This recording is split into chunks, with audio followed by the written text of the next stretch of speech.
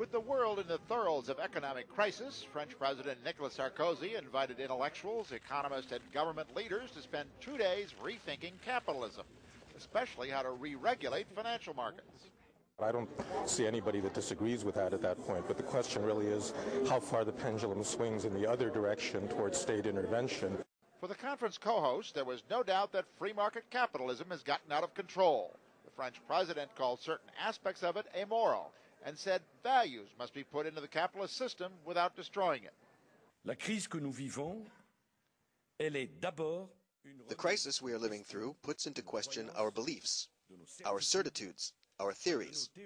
We are obliged, it is an obligation, to think in another fashion, reflect differently, to decide differently.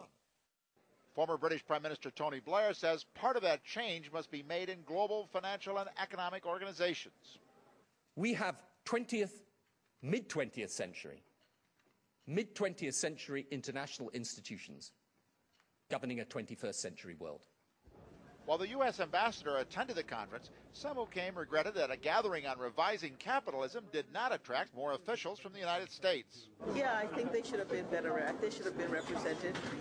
Despite that, and what some here have described as a leadership vacuum in Washington until the inauguration of President Barack Obama, those who came were perfectly willing to lay out their own visions of reform in what's being called a conference on values, development, and regulation for the new capitalism. It may be just a question of who got invited to this conference, but there seemed to be general consensus here about the need for serious reform of capitalistic systems. And organizers are intent on getting their ideas put on the agenda for a much larger economic gathering 2 months from now in London, a meeting that will include the newly elected president to talk about the supervision and regulation of world markets. Jim Bitterman, CNN, Paris.